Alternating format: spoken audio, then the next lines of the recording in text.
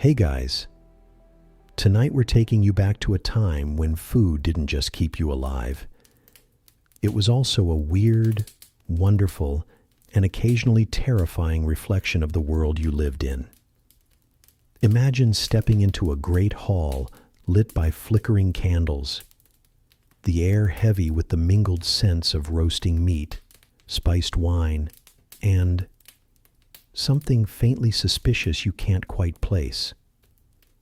Long wooden tables stretch out in front of you, lined with nobles in brightly dyed tunics and peasants in their worn, earth-toned clothes.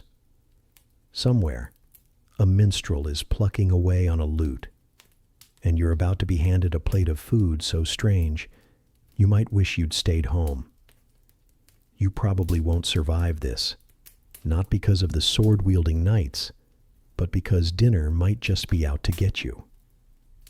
So, before you get comfortable, take a moment to like the video and subscribe, but only if you genuinely enjoy what I do here.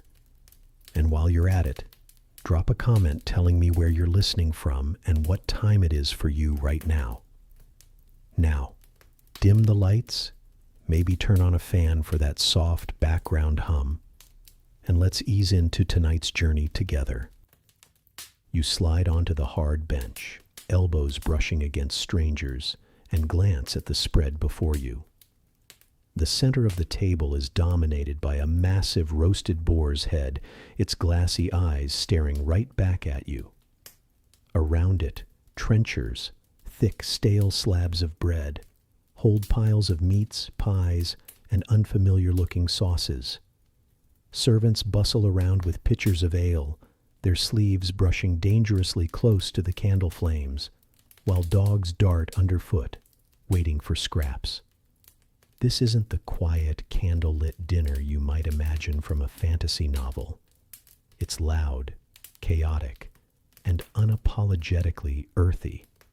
You can hear the scrape of knives against wood, the clatter of spoons, and the occasional belch from someone who's enjoying themselves far too much.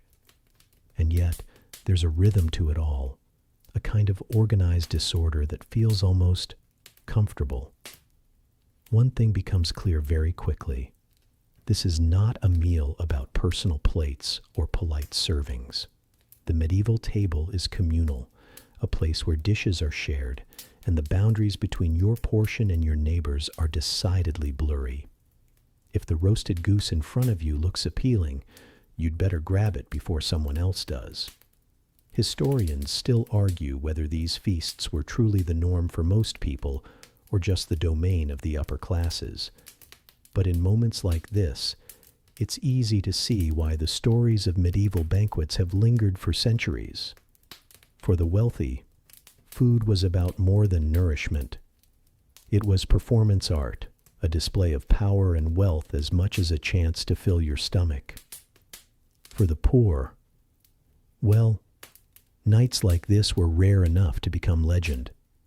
And then there's the smell. It's intoxicating, yes, but also layered with notes you can't identify. Sweetness from imported cinnamon, the musky tang of aged meat, and the unmistakable bite of vinegar. Every dish is a collision of flavors, many of them unfamiliar to your modern palate. You reach for a slice of pie, only to discover it's filled not with fruit, but with minced meat, raisins, and a heavy dose of black pepper. Sweet and savory don't take turns here. They share the stage, sometimes fighting for dominance in every bite. The host, a local lord with a wide grin and suspiciously sharp teeth, raises a goblet to make a toast. The wine inside is spiced, warm, and heady, closer to mulled cider than the crisp reds or whites you might expect. You take a sip, and the warmth spreads instantly, chasing away the chill that clings to these stone walls.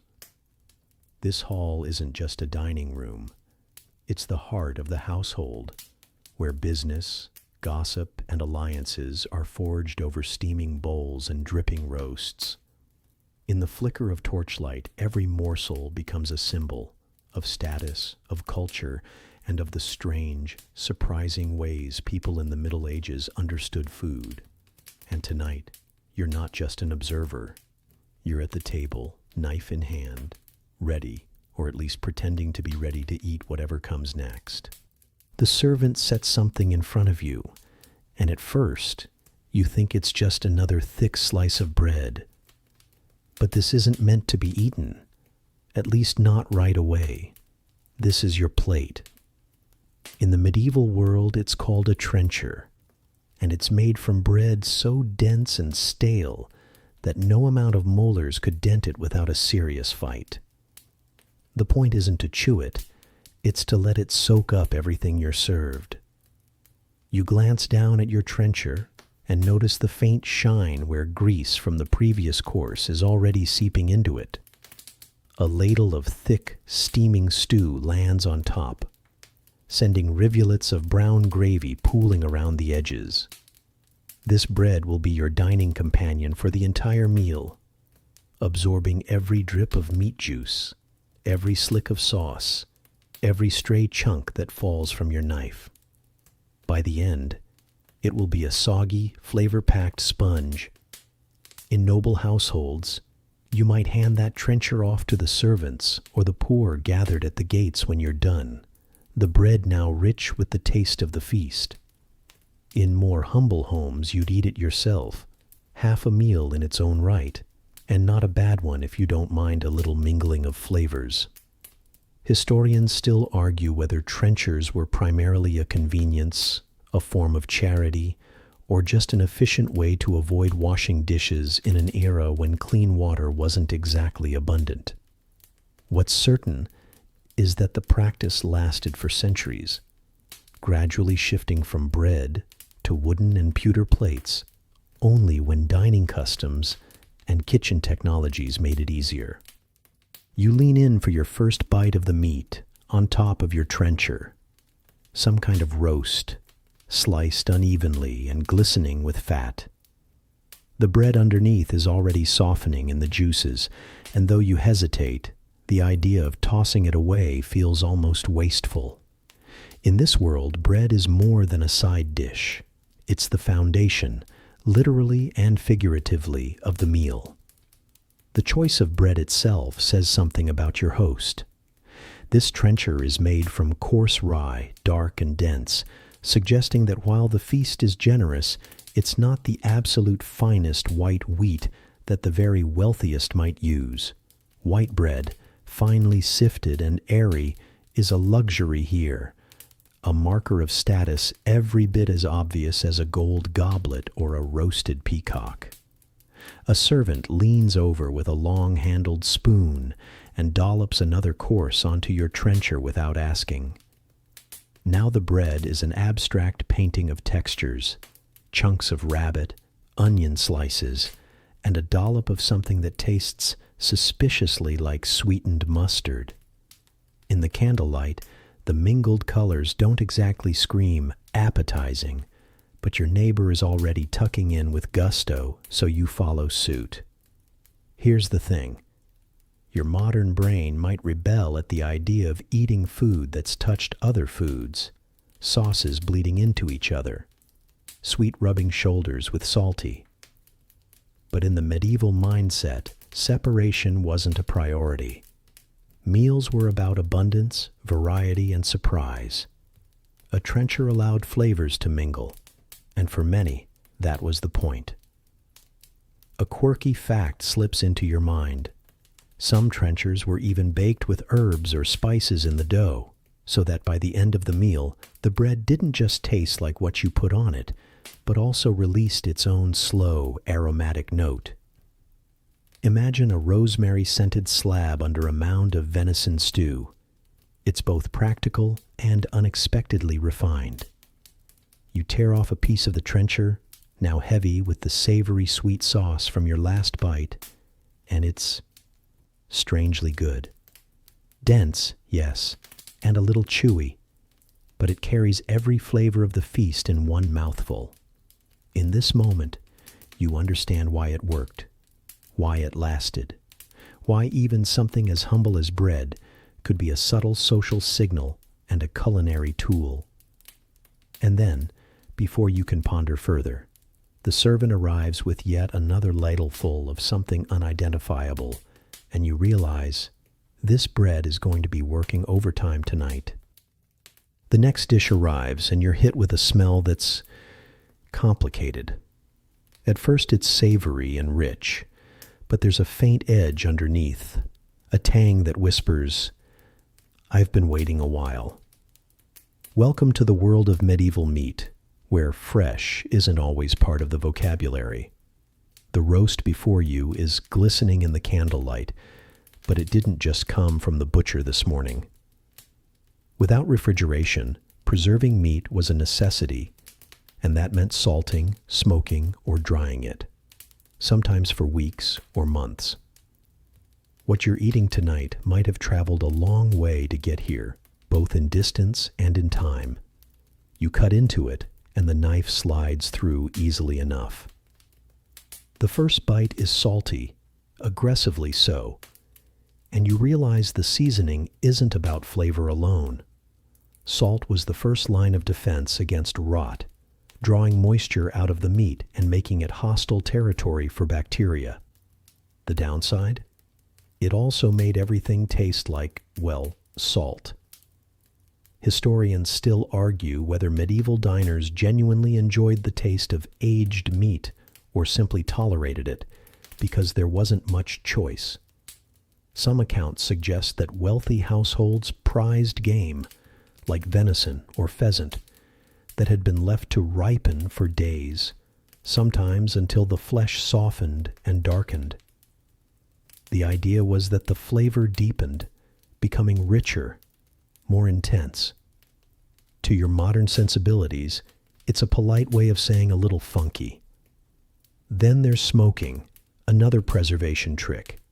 A slab of pork might hang over a low, smoldering fire for days, soaking up both the heat and the flavor of the wood. The result? Meat that was tough but carried a deep, almost sweet smokiness. Imagine jerky, but thicker, greasier, and frankly, more demanding on your jaw. Your neighbor leans over, spearing a piece from the platter with his knife, and muttering something about how the salt keeps the devil out. You can't tell if he means the devil in the meat or the one in your belly after a bad meal. Either way, you take another bite, and the tangy undercurrent in the flavor reminds you that even the best preservation couldn't completely halt time. A quirky tidbit surfaces in your thoughts. Some cooks tried to mask questionable meat with elaborate sauces, layering on spices, wine, vinegar, and honey to distract from any unwanted notes. This explains the heavy, fragrant liquid that's pooling on your trencher now. Each bite a strange dance between sweet, sour, and something you're not going to name aloud. You catch sight of another platter being carried past, a pie, its golden crust hiding a filling of minced meat mixed with dried fruits. This wasn't just a sweet-sour combo for fun. The sugar and acidity could help disguise older flavors, giving the dish a second life. If you've ever eaten Christmas mince pies, you're not too far off. Just imagine them more savory and a little more assertive. In the dim warmth of the hall, you start to acclimate. The saltiness that first made you wince now seems bracing, the smokiness grounding, even comforting. Maybe that's the trick of medieval dining. Your palate adjusts, or you go hungry, and then you remember, this is a feast. Out in the villages, far from the Lord's table, meat might be a rare guest on the plate, salted to last through the winter, and brought out only for special occasions. Tonight, you're eating like the privileged few, and even if the boar's been resting longer than you'd prefer, it's still a luxury you can't ignore. By the time you set your knife down, the meat has left its mark. On your trencher, on your fingers, and somewhere in the back of your mind, where a modern part of you whispers, I might actually like this. but I'm not telling anyone back home. A commotion stirs at the far end of the table. Servants are carrying in something small, but treated as if it were a crown jewel, a small wooden casket, sealed and locked. The Lord himself rises to open it, and as the lid comes off, the hall fills with a wave of fragrance so sharp and vivid you almost forget the salty tang of your last course. Inside are tiny, wrinkled treasures, peppercorns, cinnamon sticks, cloves, perhaps even a few shards of dried ginger. To you, it might look like the kind of spice rack you could pick up at a supermarket without breaking stride, but here, in the Middle Ages, this is wealth condensed into scent. These spices have traveled thousands of miles, crossing deserts, seas, and treacherous trade routes, each grain or stick worth more than its weight in gold. The servants begin their careful work, grinding pepper onto roasted game, sprinkling cinnamon into a pot of mulled wine, and stirring cloves into a sauce that will soon coat a fish you can't quite identify. The air turns heady, almost intoxicating. You lean forward, eager for your share, and realize this isn't just about taste, it's about status. Historians still argue whether medieval Europeans genuinely preferred heavily spiced foods, or if they used spices mainly to show off their wealth. Some argue that spices were also a clever tool to mask the flavors of meat that had been preserved a bit too long. Either way, to serve pepper or cinnamon in generous amounts was to shout, without words, "I can afford this," and you probably can't. A quirky fact drifts into your thoughts. In some households, pepper was so precious that it was kept under lock and key, counted out like coins, and sometimes even used as a form of rent payment. Imagine your landlord accepting a handful of cloves instead of gold. You watch as a server dips a ladle into a steaming pot of sauce and pours it over a slice of venison on your trencher. The meat is already tender, but now it carries a warm, spicy complexity, the pepper adding a slow heat that blooms at the back of your tongue.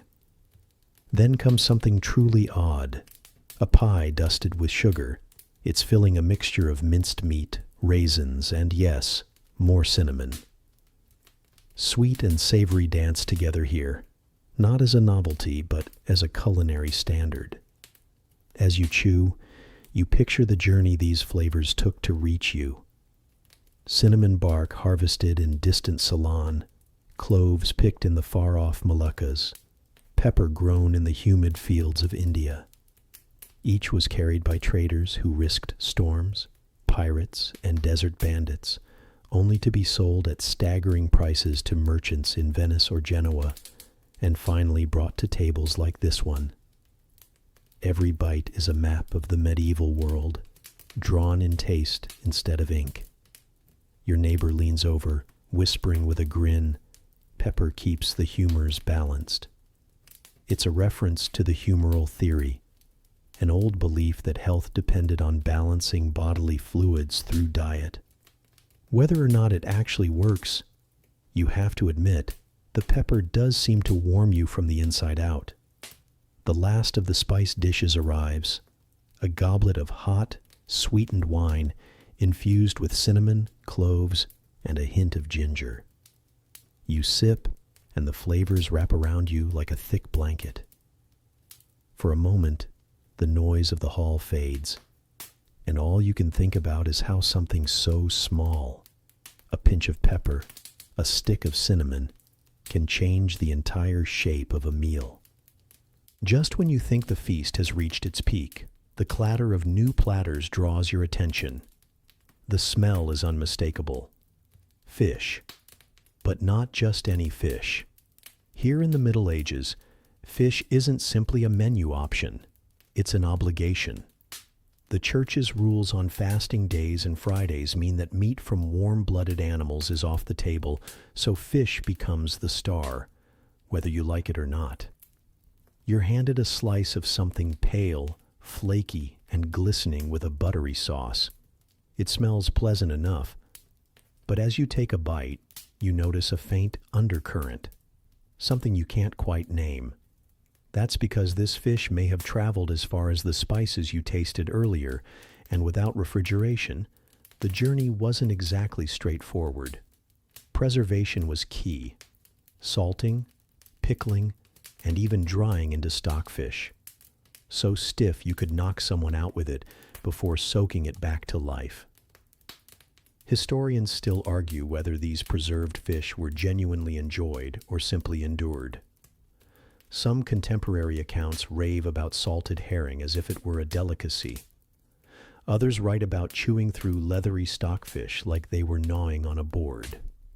You suspect the truth lies somewhere in between. Seasoning and sauces were the great equalizers. A quirky fact surfaces in your mind. On especially strict fast days, some people got creative, classifying animals in ways that made them technically fish. Beavers, for example, were considered fair game because they lived in the water. So was the barnacle goose, a bird people genuinely believed grew from barnacles in the sea. If it came from the water, or if you could stretch the logic until it did, it was fair game for the table. Your trencher soon holds more examples. A slice of lamprey pie, the eel-like fish chopped, spiced, and baked until it resembles a savory pudding. Pickled herring, its tangy bite softened with onions, and a heap of something that looks like shredded fish mixed with eggs and herbs. You take small bites, realizing that while some of it is quite good, other pieces have personality. The church's influence on the menu is everywhere. In wealthy households, fast days meant an opportunity to flaunt abundance without breaking the rules. Exotic fish imported from distant coasts, elaborate dishes designed to impress. For poorer folk, it was a more humble affair. Salted local fish, maybe smoked, maybe just boiled, and certainly nothing wasted. As the servers pour more ale, you glance around the table. Some guests are tearing into their fish with real enthusiasm, while others seem to be pushing it around their trenchers, waiting for something heartier. But you can't deny the variety. Sea bream, salmon, maybe even sturgeon for the lucky few. And every bite is a reminder that in this world, religion shapes the rhythm of your diet as much as the seasons do. One last dish arrives, and it's unlike any fish you've seen. A creamy soup, fragrant with saffron and thickened with breadcrumbs. It's surprisingly comforting, warm, and filling without being heavy. You can imagine it on a winter's night. The kind of food that takes the edge off hunger, even if it doesn't thrill your taste buds. As the plates are cleared, the hall fills again with the sense of roasting meat. Tomorrow isn't a fast day, and you can feel the anticipation in the room. But for now, you've had your fill of the medieval sea, both the familiar and the strange. The scent of roasting meat has been teasing you all evening, and now, finally, it arrives. Servants stream into the hall like a victorious army returning from battle, each bearing skewers, platters, and even entire carcasses. The murmurs of the crowd rise into cheers as the first great dish is set down. A roasted peacock, resplendent in its own feathers, head held high as if it had never been cooked at all. This isn't just food, it's theater. In wealthy medieval households, the presentation of meat was a statement of status, power, and wealth. Boar heads might be garnished with rosemary, geese arranged with wings outstretched, and pies shaped like castles. The peacock's shimmering blue-green tail fans out proudly. A visual declaration that the host can afford extravagance on a scale few could dream of. Your trencher is soon graced with slices of roasted venison, its rich, deep flavor paired with a sweet-sour sauce of wine, vinegar, and dried fruits. The tang hits your tongue first, followed by the slow, earthy taste of the game. This combination, meat with sweet fruit sauces, feels odd to a modern palate. But here, it's the height of refinement. Next comes the beef, roasted slowly over an open flame. It's been basted with a mixture of ale, honey, and spices. The edges charred just enough to give a smoky bite. Even without modern marinades, medieval cooks understood how to coax depth and complexity from their ingredients. You find yourself reaching for more before you've even swallowed the first mouthful. Then something unusual is placed before you. A meat pie so large it could double as a small shield. The crust is golden, glazed with egg, and decorated with intricate patterns. When cut, steam billows out, carrying the scent of minced pork, onions, sage, and pepper. Beneath that is a rich layer of gravy that soaks into the bottom crust. This is not the dry pastry you might expect, but something indulgent and filling. But the variety doesn't end there. Platters of spitted fowl, partridges, pheasants, even swans, make their way down the table. For poorer households, chicken might be a rare luxury, eaten only on special occasions. For the wealthy, it's simply another option among many. In the corner, you notice a pot of pottage thick with chunks of mutton, barley, and carrots. A reminder that while roast meats are the star, hearty stews remain a staple for everyone. And of course, the seasoning is ever present. Cooks use cloves, mace, cinnamon, and nutmeg in their meats just as freely as in sweets.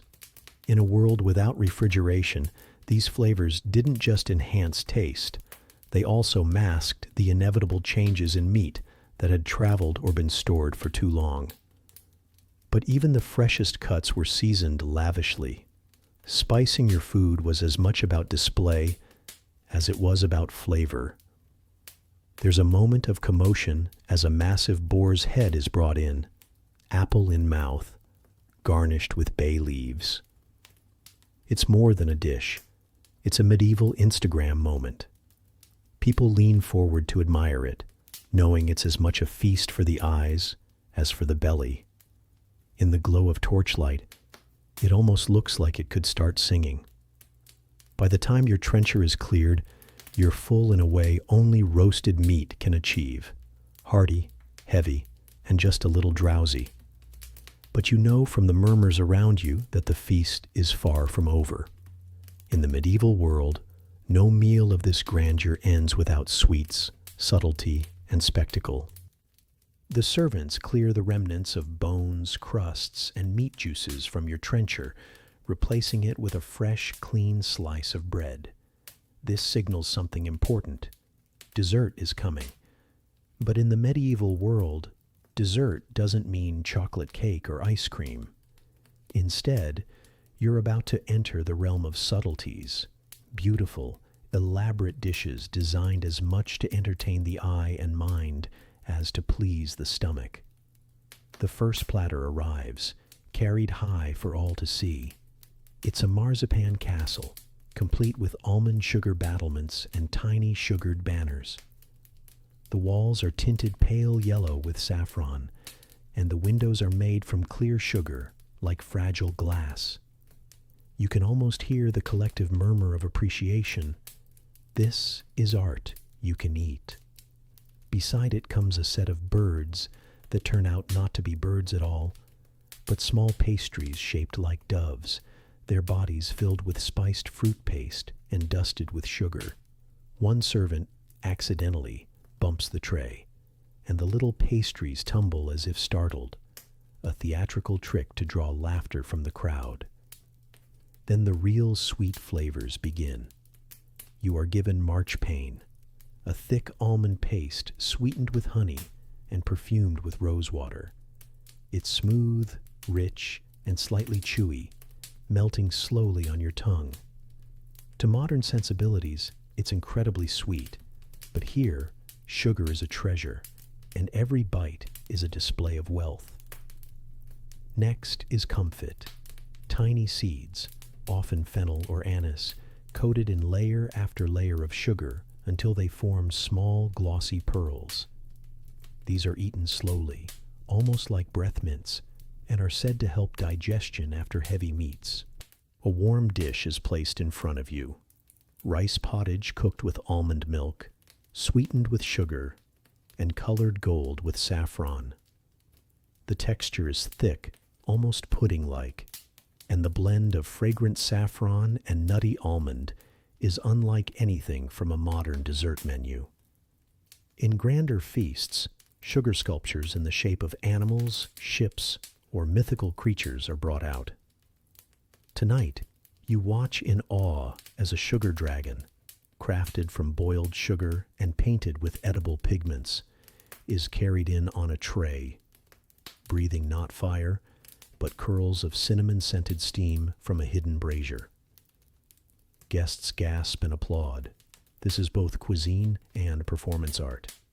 To wash it down, there is hippocras, a spiced wine infused with cinnamon, ginger, cloves, and sugar, served warm. The heat of the drink blends with the sweetness to leave you flushed and content. But perhaps the most charming part of the medieval dessert course is that it's not entirely about eating. It's about talking, showing, and marveling. Guests gossip over the artistry, joke about the shapes, and sometimes even participate in little games or songs before the meal winds down. Your stomach is pleasantly heavy, and your head feels light from the wine. As the final platters are cleared, the hall begins to quiet. The formal feast has ended, but the night is far from over. The musicians are tuning again, and from the corner of your eye, you notice servants setting up for something else, something less formal, but no less enticing. The long trestle tables are shifted slightly to the sides, creating an open space in the center of the hall. This is no accident. What follows a medieval feast is often as memorable as the food itself. The musicians strike up a livelier tune this time. The deep, droning hum of a hurdy-gurdy joins the quick, bright notes of a small pipe, while a drum keeps time with a steady, heartbeat-like thump. The atmosphere changes instantly. Where moments ago guests sat in stately formality, now there's an undercurrent of excitement, the anticipation of evening entertainments. First comes the minstrel performance. A pair of traveling singers step forward, dressed in bright red and green tunics. They carry lutes slung over their shoulders, and their opening verse tells a comic story about a farmer, a fox, and a very stubborn goose. The audience chuckles at the clever rhymes, and you notice that even the high-born lord at the head table smiles at the playful satire. Then, with a flourish, the servants bring in something unexpected. 2 tall, masked performers on stilts. They sway gracefully through the hall, bowing to the audience while balancing trays of candied nuts. One deliberately pretends to lose balance, causing the crowd to gasp before righting himself with exaggerated poise. Not all entertainment is lighthearted. A storyteller takes the floor, cloaked in deep blue, and begins to weave a tale of knights, enchanted forests, and a dragon whose scales were made of gold. His voice is deep and deliberate, and as he speaks, the entire hall seems to lean forward. The firelight flickers on the walls, making his gestures seem almost magical. Once the story concludes, the mood shifts again. The space fills with the clatter of wooden swords. 2 fighting men are putting on a mock duel. Their blades flash in the torchlight, striking with enough force to spark, but never quite landing a true blow. The audience cheers at each dramatic move, a spin, a sudden feint, a final death, where one combatant collapses into exaggerated stillness, only to spring back to life for a bow. And then comes the most boisterous part of the evening, dancing. The musicians launch into a fast-paced carol, a popular circle dance. Servants, knights, ladies, and even you, the guest, are drawn into the chain of clasped hands. The steps are simple. Side, together, step, turn. But the joy is infectious. Laughter echoes from the rafters as skirts swish and boots stamp against the wooden floor. The lord of the manor watches from his seat, occasionally clapping along. For him, this display is not just for pleasure. It's a demonstration of hospitality, wealth, and community. To host such an evening is to show power and generosity in equal measure. As the last dance slows, a few guests slip away towards smaller side rooms where quieter diversions await. Dice games, chess, or perhaps a private cup of wine. The air smells faintly of spiced drink, beeswax candles, and the lingering roast from earlier. Before you realize it, the hour is late. Servants begin to snuff out the smaller candles, leaving only the great hearth burning. The music fades to a gentle hum, and people begin to depart, stepping into the cool night. Outside, the moonlight catches the frost on the cobblestones. Your stomach is full, your head is light, and your mind is spinning with images of sugar castles, lute songs, and candlelit dances. You've experienced a true medieval feast, not just a meal, but a full evening of taste, spectacle, and fellowship. Tomorrow, life will return to its usual rhythm of work, chores, and duty. But tonight will be remembered as one of warmth, abundance, and wonder. The last notes of the carol still seem to hum in your ears when the servants quietly begin clearing away the emptied trenchers and goblets. You expect the evening's flavors to fade now into simpler fare, perhaps a light course before the night fully ends. But instead, something curious arrives at the high table. It looks, at first glance, like a meat pie, golden crust, gently steaming where it's been sliced open. But when the Lord's knife sinks in, the aroma that escapes is oddly sweet. You catch the scent of cinnamon, cloves, maybe even honey. Then a sliver of pigeon meat is lifted out, glistening under the candlelight, draped in a sauce the color of amber. In the medieval kitchen, there is no clear boundary between what you might call dinner and dessert. Sugar, expensive and prized, is not reserved for cakes alone.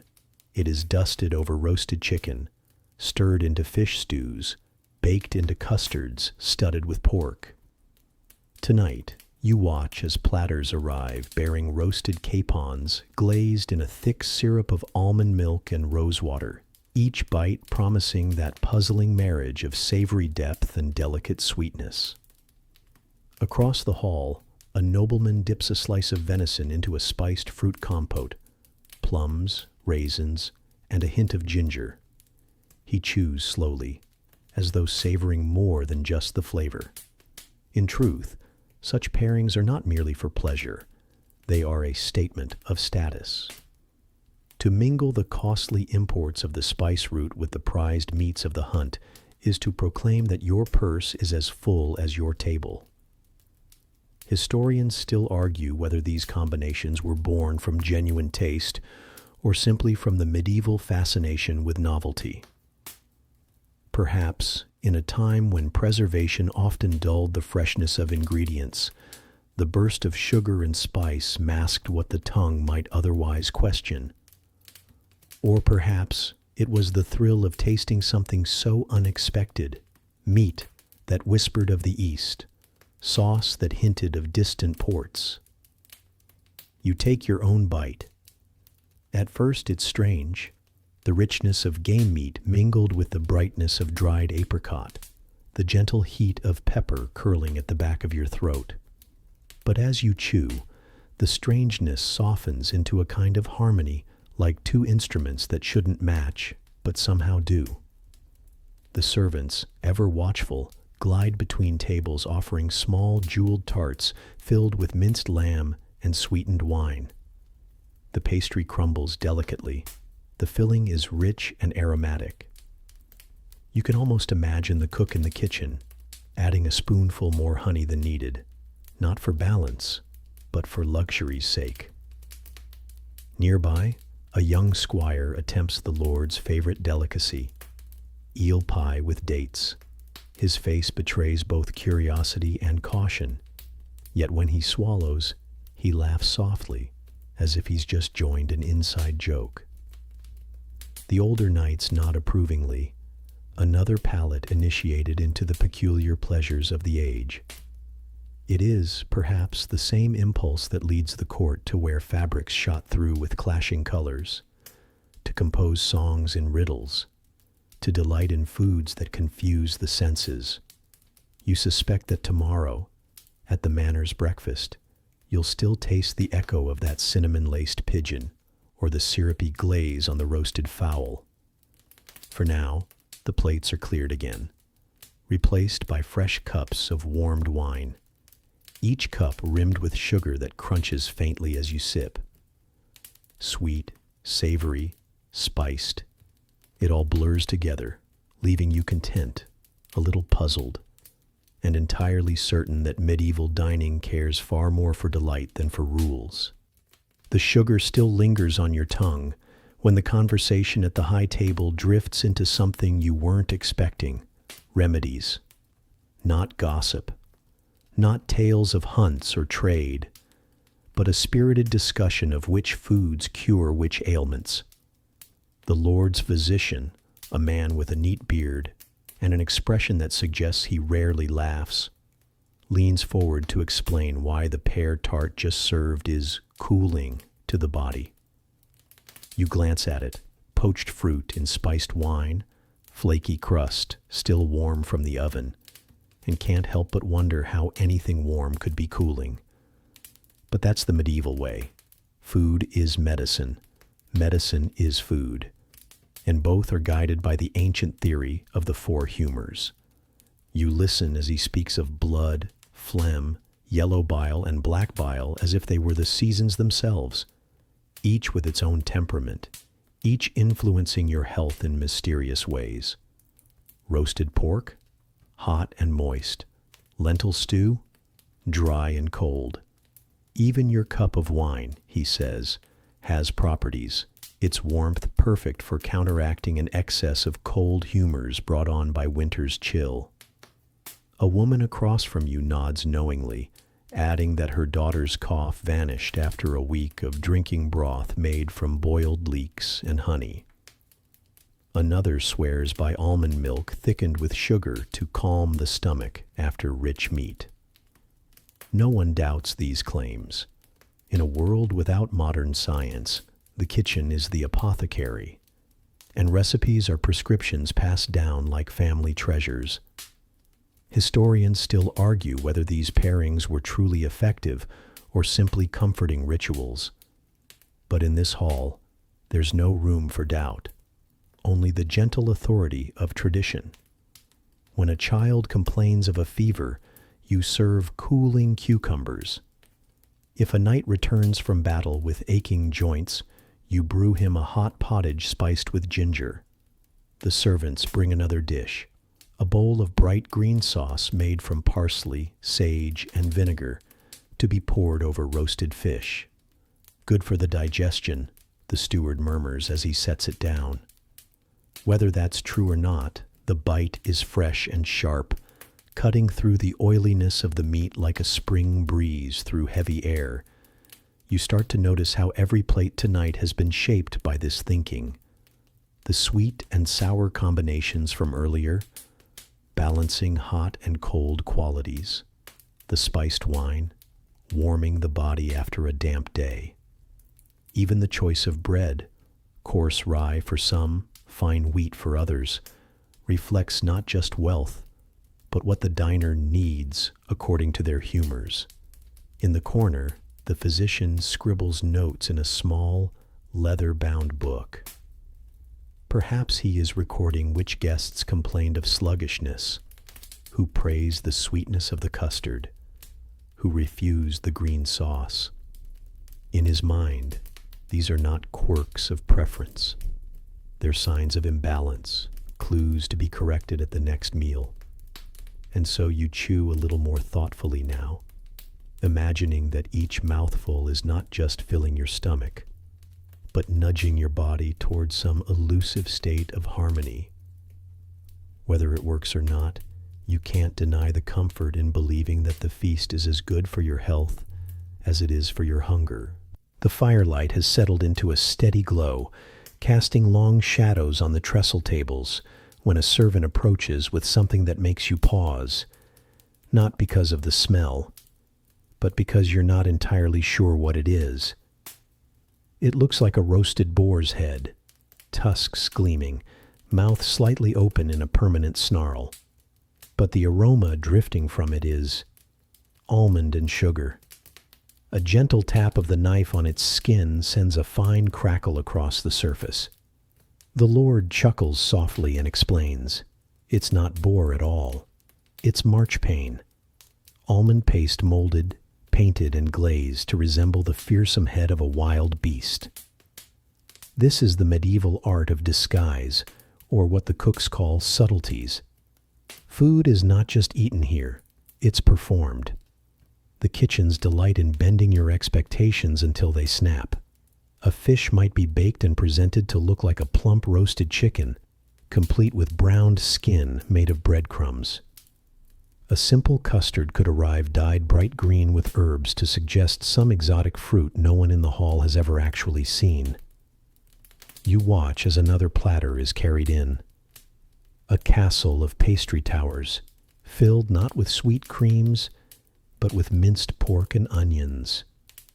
Guests lean in to admire the craftsmanship before breaking it apart with eager hands. There's a murmur of satisfaction, partly from the taste, partly from the shared delight of being fooled, if only for a moment.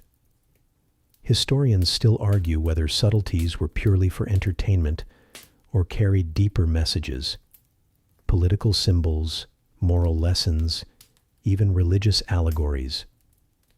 Tonight you suspect it's a bit of both.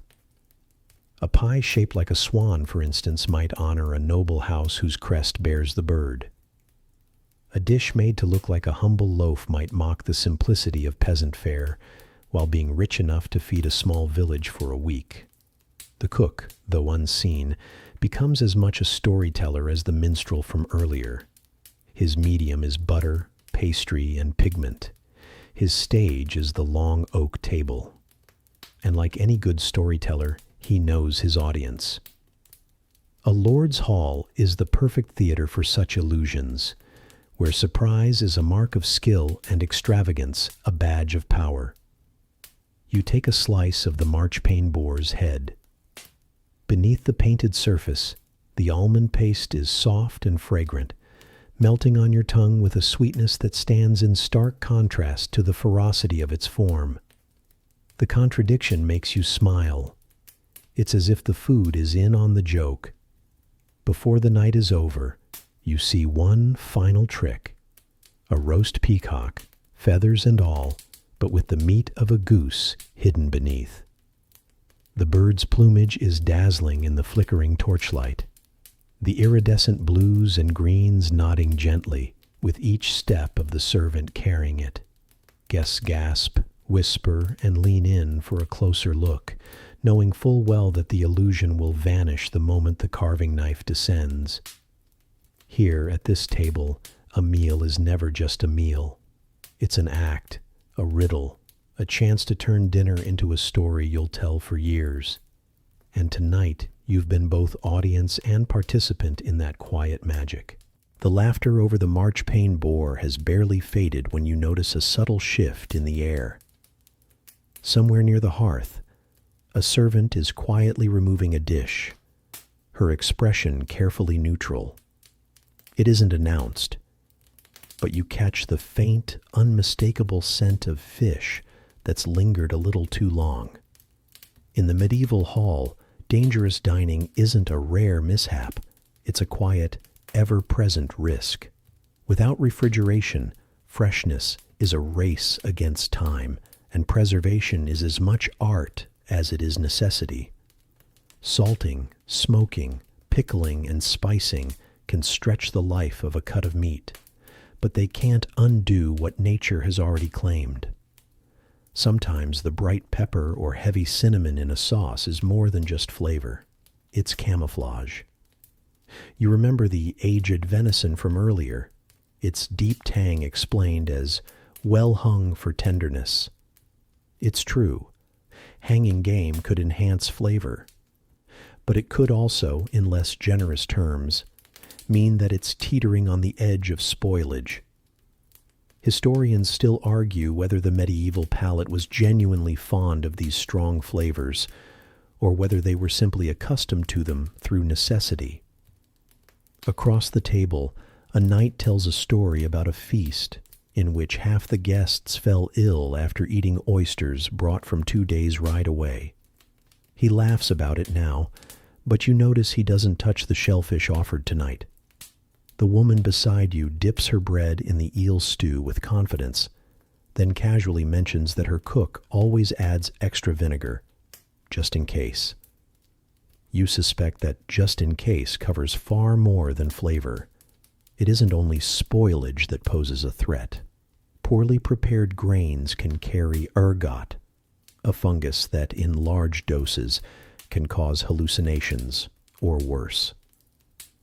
Mushrooms gathered from the forest might be a welcome addition to the pottage, unless one in the bunch is the wrong kind. Even noble tables aren't immune. The wealthiest lords might import delicacies like blowfish or exotic spices without fully knowing their hazards. There's also the subtle danger of heavy metal poisoning. Pewter plates can leach lead into acidic dishes, and bright green sugar decorations sometimes owe their vivid hue to copper-based pigments.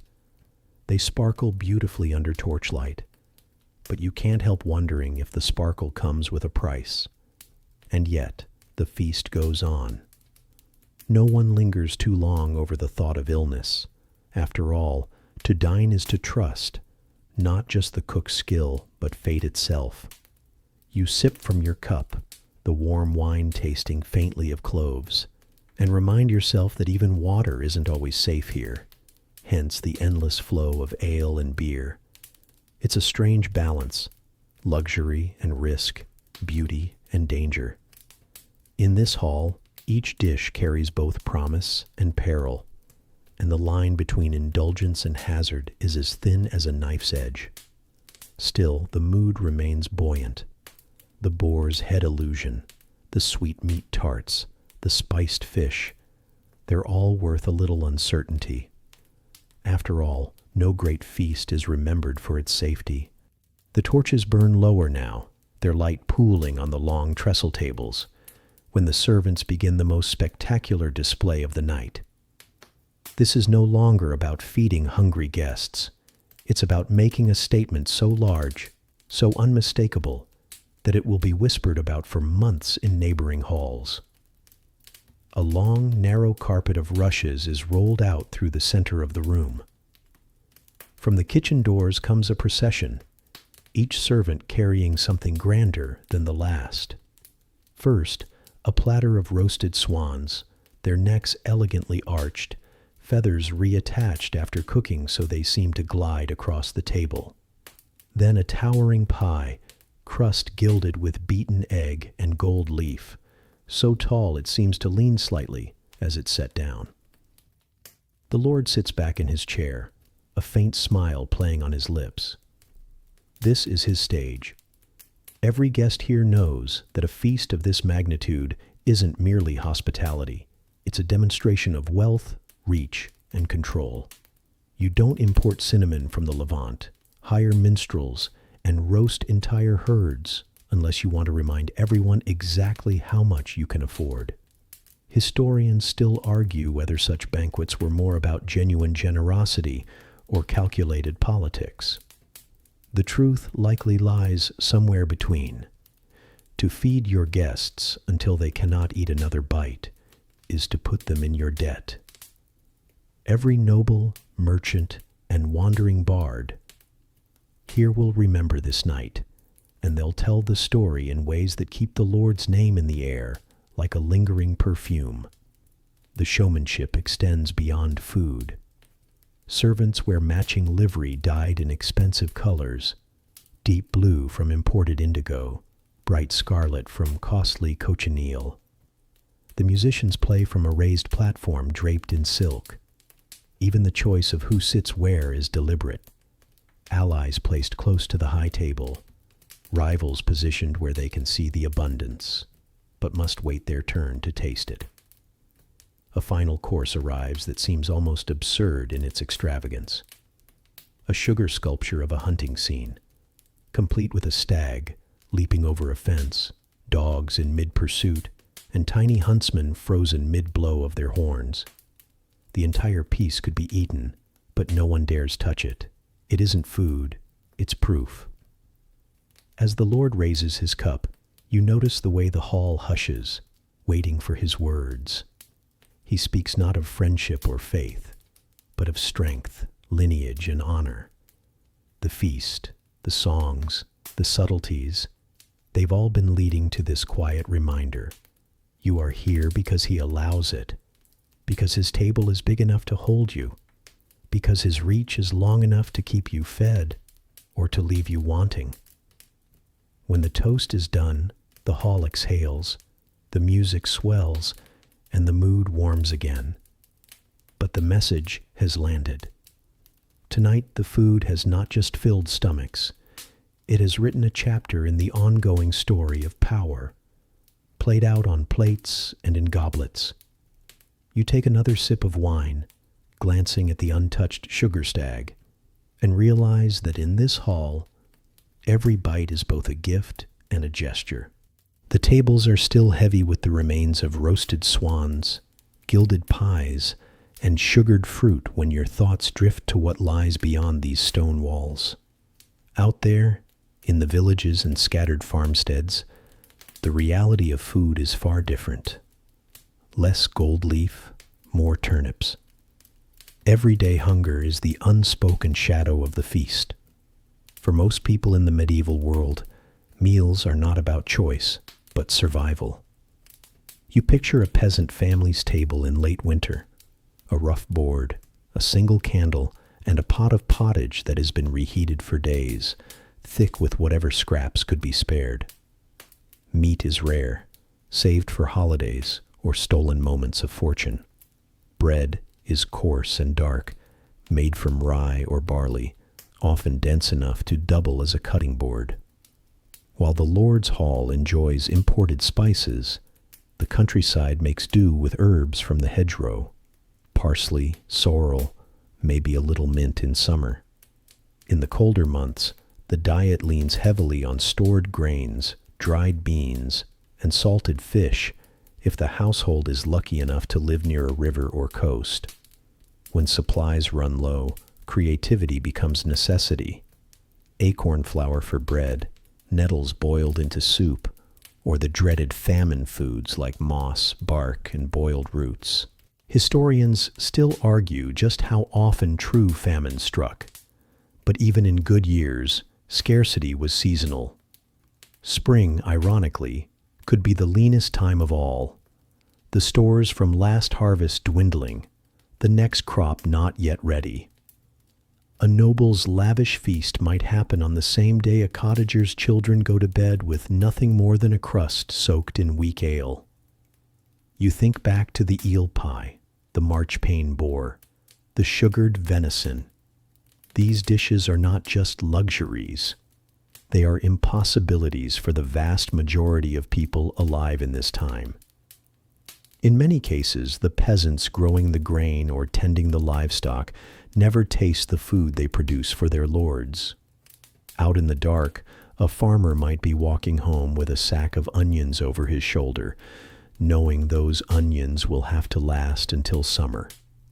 His wife may already be boiling cabbage in the small hearth, the smell filling their single-room cottage. It is a far cry from the scent of swan roasting over a great fire. And yet, There is resilience in these humbler meals. In the village, bread broken and shared among neighbors can feel as generous as the Lord's gilded pie. A pot of pottage, however plain, still gathers people together. Even hunger has its rituals, its quiet forms of hospitality. Back in the hall, the music swells again, masking the silence outside. You wonder if any of the guests at this table ever think about those empty bowls beyond the manor gates. Perhaps some do. Perhaps for others, the feast is a world entirely unto itself, untouchable by the cold hunger of the countryside. Either way, the truth is the same. While the hall glitters, the world outside waits, stomachs rumbling for the next harvest to come. The hall is quieter now. The last of the swan feathers have been swept away. The musicians are packing their instruments, and the hearth's great blaze has dwindled to a deep, steady glow. You lean back, warm from food and drink, and let your thoughts wander. Past the walls, past the fields, past even this century. It's strange to think that so many of tonight's dishes will, in time, disappear from the table entirely. The sugared meats, the eel pies, the marchpane boars. They'll fade slowly, one by one, replaced by tastes that will come to feel more modern, and yet they won't vanish all at once. Traditions cling stubbornly, like smoke in the rafters. Some medieval flavors will survive the centuries. Meat pies will remain, though their fillings will change. Spiced wine will evolve into mulled cider and holiday punches. Even the trenchers, the humble bread plates, will echo faintly in the crusty rolls served alongside soups in far-off futures. Historians still argue whether our palates truly change or whether we simply adapt old tastes into new forms, dressing them in the fashions of the age. Trade will play its part. As new ingredients arrive from across oceans, tomatoes, potatoes, chocolate, the old standbys will quietly step aside. The tang of vinegar sauce on roasted fish will give way to lemon. The heavy sweetness of candied game will mellow into lighter, subtler pairings. Some foods will be deemed unrefined. Others will become quaint curiosities, pulled out for special occasions or historical reenactments. And yet, something about the medieval feast will linger, not in exact recipes, but in spirit. The urge to gather, to impress, to turn a meal into a memory will never quite disappear. You might sit at a modern table centuries from now and still find echoes. The showpiece dessert brought out with a flourish. The toast that hushes the room. The shared laughter over an unexpected flavor. As you look around this hall one last time, the details blur together. The glint of candlelight on goblets, the scent of wood smoke and spice, the low hum of voices. You realize that in this moment, you've been part of a thread stretching backward and forward through time, woven from appetite, celebration, and human connection.